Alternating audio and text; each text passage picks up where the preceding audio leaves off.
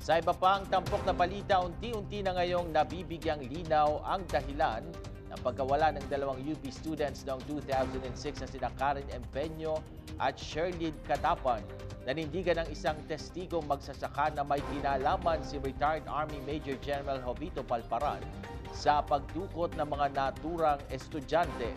Ang buong detalye sa ulat ni Rema Peñaflor. Nanindigan ng isang testigong magsasaka na may kinalaman si retired Army Major General Jovito Palparan sa pagdukot ng mga UP students na nawala noong 2006 na sina Karen Empeño at Sherlyn Cadapan. Humarap ang magsasakang si Raymond Manalo bilang testigo sa Malolos Regional Trial Court Branch 14. February 2006 nang dukutin at kinulong sa Fort Magsaysay sa Nueva Ecija si Manalo dahil sa paghihinalang miyembro ito at ang kapatid na si Reynaldo ng New People's Army. Bagamat sinubukan tumakas, muli itong nahuli hanggang sa mismong nakaharap si Palparan na nagsabing hahayaan siyang mabuhay basta hindi sasali sa anumang rally ang kanyang mga magulang o magsumbong ang mga ito sa batas.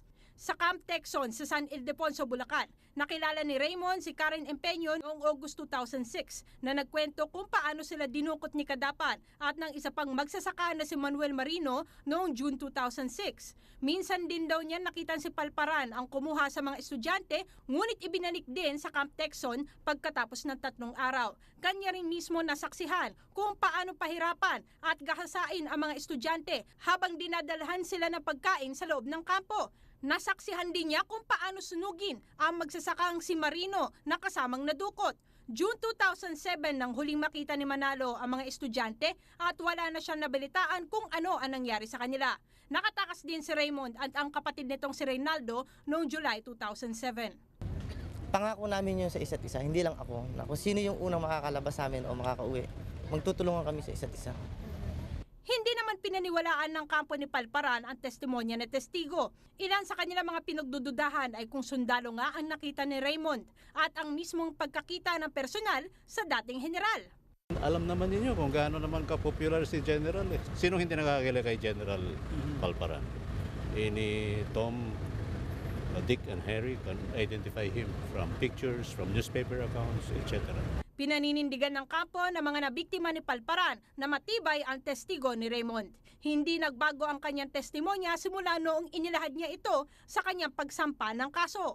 Consistent din yan dun sa testimonya niya sa Court of Appeals during the amparo proceedings sa Court of Appeals.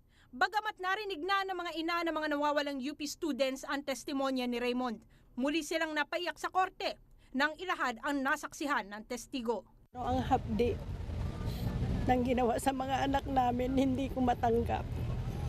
Kaya kanina nung nagtitestify si Raymond, talagang hindi ko napigilan ng luha ko.